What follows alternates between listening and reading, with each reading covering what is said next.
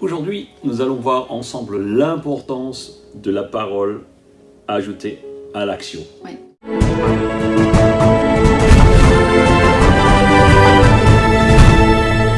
Bonjour, bienvenue. Bonjour à vous tous. Nous sommes heureux de vous retrouver sur cette chaîne YouTube pour ce défi 31. C'est le 12e jour. Nous sommes donc au Proverbe 12. Celui qui aime la connaissance désire être corrigé, mais celui qui déteste les réprimandes n'est qu'un sot. L'homme de bien s'attire la faveur de l'Éternel, mais Dieu condamne celui qui forge des desseins coupables. La méchanceté n'affermit la position de personne, mais celui qui est droit ne sera pas déraciné. Une femme vaillante est comme une couronne pour son mari, Alléluia. mais celle qui lui fait honte est comme une maladie qui ronge ses os. Les projets des justes sont orientés vers ce qui est droit, alors que les méchants ne songent qu'à tromper. Les paroles des méchants sont des embûches meurtrières, mais celles des hommes droits les sauvent. Qu'on renverse les méchants, ils ne sont plus, mais la maison des justes subsiste. Un homme est estimé pour son bon sens, mais celui dont le cœur est tortueux sera méprisé. Mieux vaut être méprisé et avoir un serviteur que de faire l'homme important et n'avoir rien à manger. Le juste veille au bien-être de ses bêtes, mais le cœur des méchants est cruel envers elles. Celui qui travaille sa terre aura du pain en abondance, mais celui qui court après des chimères est dépourvu de sens. Les méchants convoitent la proie de ceux qui font le mal, mais la racine des justes donne du fruit. Amen. Combien courent après des chimères? Combien cherchent des choses là où il n'y en a pas? En fait, celui qui est méchant, à un moment donné, comme nous le lisons au chapitre verset 3, va perdre sa position, il va perdre de toute façon, parce qu'en fait le juste gagnera toujours, même si ce n'est pas sur terre. Le bien que nous faisons ici sera quelque part relaté, répertorié et récompensé dans l'au-delà lorsque nous serons auprès de Dieu. Donc toutes ces choses que nous faisons, le bien que nous faisons, n'est jamais en vain, n'est jamais perdu. Ne pensez pas que tout ce que vous faites est perdu. Le verset 5 nous parle des projets. Projet du juste. Quelqu'un qui est juste aura toujours un cœur droit. Il choisira toujours ce qui est droit, ce qui est bien. Je crois qu'on ne peut pas un jour être juste et un jour mauvais. Je crois que c'est un état d'esprit, je crois que c'est au quotidien. Voilà, c'est une voie qu'on doit choisir, qu'on doit emprunter et vraiment faire de son mieux pour rester dans cette voie. Et je crois qu'après ça coule. C'est aussi un signe de notre transformation. Oui, c'est ça. C'est un signe de notre transformation. Peut-être certains, vous regardez, vous avez besoin d'entendre cette parole, il y a un besoin de transformation. Nous sommes tout le temps en chemin.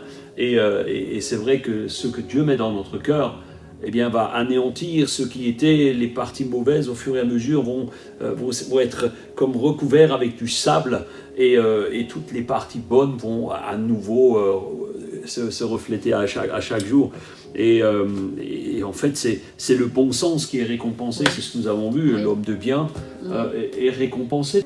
Moi, j'ai été interpellé aussi parce que souvent on nous pose la question, est-ce que les animaux, qu'est-ce qu'il en est des animaux? Mais moi, j'ai découvert plusieurs passages dans la Bible où Dieu nous encourage à prendre soin des animaux.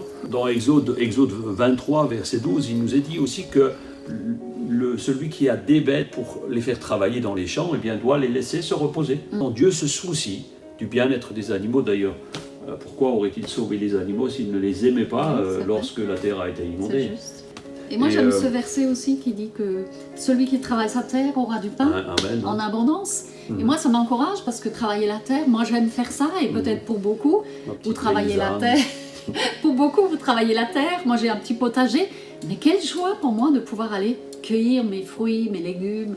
C'est une grâce et c'est la bénédiction du Seigneur. Donc il y a de la joie, oui, à travailler. Donc on peut vous encourager, oui, la Bible nous encourage à être productifs, comme je l'ai dit au départ, à joindre la parole et l'action, ne pas uniquement vivre dans des belles paroles ou des illusions, parce que trop souvent nous vivons dans les illusions. Allez, on va continuer la lecture à partir du verset 13. Ok. Le méchant est pris au piège de ses propos coupables, mais le juste échappe à ses difficultés. Par ces paroles, on peut recueillir du bien en abondance, et l'on reçoit le salaire de ses œuvres. L'insensé pense toujours qu'il fait bien, mais le sage écoute les avis des autres.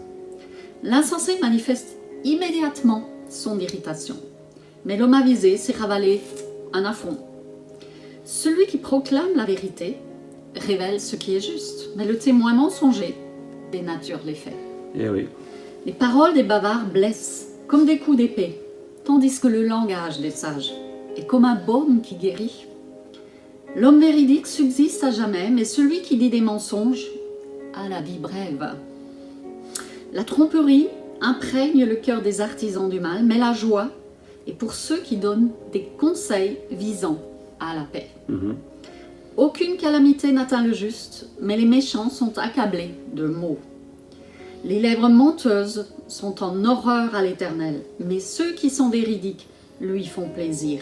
L'homme avisé cache son savoir, mais l'insensé proclame bien haut sa sottise. Nous voyons à nouveau le piège à quelque part des paroles, le piège des paroles. Oui. On revient toujours à la langue. Parce que cette langue. Parce que les propos coupables mènent quelque part à la malédiction, nous emmènent vers finalement le trou, comme on dit. La fourberie est quelque chose qui est en horreur à l'Éternel. Oui. Nous devons avoir des cœurs qui sont intègres. Et en fait, il est dit que le sage, il sait écouter les avis. C'est ça. Il sait écouter les avis, mais ne prenons pas les avis de n'importe qui. Oui. Premièrement, prenons l'avis de ce que nous dit la parole de Dieu. Prenons l'avis de ce fabuleux proverbe qui nous encourage à suivre les préceptes de ce que Dieu veut. Combien de fois nous sommes attaqués par un petit pic, vous savez, les petits pics.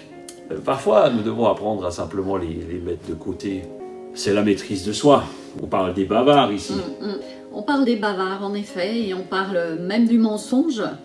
Et il est dit que les lèvres menteuses sont en horreur à l'Éternel, et je voudrais souligner que la Bible ne parle jamais d'un petit mensonge ou d'un grand mensonge. Elle parle tout simplement du mensonge.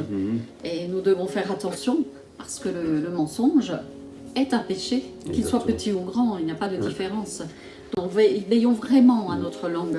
En dehors du mensonge, il y a les paroles aussi qui blessent comme une épée. Nous avons lu ça comme une épée qui tranche vraiment. Et aussi, quelque part, il y a des artisans du mal dont nous avons entendu parler. Les artisans du mal sont ceux qui préparent des coups par derrière et qui cherchent simplement à casser les choses, à casser les amitiés, à casser les gens. Et en fait, c'est comme des cœurs qui sont remplis de fiel, mais la joie est pour ceux qui louent l'Éternel et pour ceux qui apportent des conseils de paix. Oui, j'ai pour habitude de dire, quand des fois il nous arrive de nous rapporter des faits, je pose la question, est-ce que ce que tu as entendu était conduit par l'amour et amène à la paix ou l'inverse? Et des fois, ce qu'on peut entendre, il faut juste se poser cette question et on sait d'où ça vient. Si ça amène la paix, c'est conduit par le Seigneur, c'est de la sagesse. C'est juste. Si ça n'amène pas à la paix, il faut oublier. C'est juste. Allez, je vais lire la suite, à partir du verset 24 jusqu'à la fin. Alors, ceux qui travaillent beaucoup s'assurent la direction des affaires. Les nonchalants seront réduits à l'esclavage. Waouh! Le souci au fond du cœur déprime un homme, mais une parole d'encouragement lui rend la joie.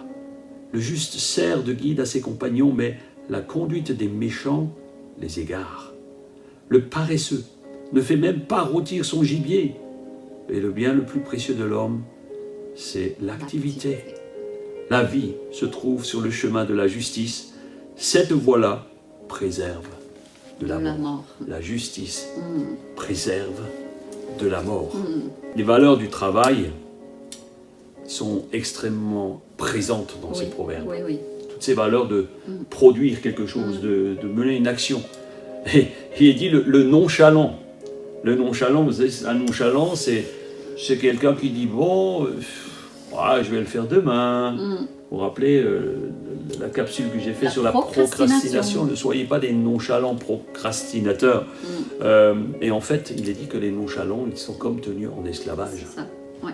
Nous devons chaque jour aussi nous prendre des bonnes habitudes, tout simplement, nous encourager nous-mêmes, nous remettre en question, prendre des décisions aussi pour rester actifs, pour ne pas tomber dans cet esclavage. Prends des bonnes habitudes. Décide aujourd'hui de prendre des bonnes habitudes. Il est dit aussi, nous venons de lire, de ne pas garder les soucis. Ouais. Parce que là aussi, c'est quelque chose qui est en train de pourrir la vie et qui nous empêche de rentrer dans cette paix, dans cette grâce que Dieu veut nous donner. Ouais. Et c'est vrai que des soucis, nous en avons tous, des petits, des grands. Nous avons tous des soucis. Mais la Bible nous encourage de ne pas les garder dans notre cœur parce qu'ils nous amènent à la déprime. Ouais. Ils nous amènent au découragement. Et qu'est-ce que nous pouvons en faire de nos soucis? Nous pouvons les déposer au Seigneur. Et une parole d'encouragement rendra aussi la joie. Alors, c'est vrai que le Seigneur nous met des gens à cœur. Quand c'est le cas, prenons le téléphone, prenons des nouvelles, donnons une parole d'encouragement. Parce que quand c'est conduit par Dieu, la personne que vous allez appeler, elle en aura réellement besoin. Il est important d'encourager quelqu'un. Oui. Encourage quelqu'un aujourd'hui. Persévère dans la bonne voie de la justice parce que c'est l'arbre de vie, c'est la fontaine de vie. On a vu plusieurs de ces passages et Dieu veut vraiment que vous soyez dans cette dimension de persévérer et gagner la vie. Amen. Merci Seigneur pour ces moments partagés ensemble. Oui, nous te rendons gloire pour toutes choses. Nous te prions pour que ces encouragements à marcher droit, à rester sur le chemin de l'activité, de ne pas devenir nonchalant, eh bien, puissent nous donner cette certitude que toi, à chaque jour, tu es avec nous. Eh bien, nous te rendons tout l'honneur et la gloire qui t'est due. Je prie pour quelqu'un derrière son écran maintenant qui a reçu en pleine face une parole dans ce message, dans cette lecture.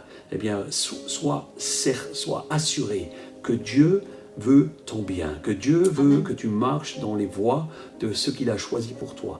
Dieu veut ta joie, Dieu veut que tu vives dans une paix et il veut t'enlever tous les soucis. Oui.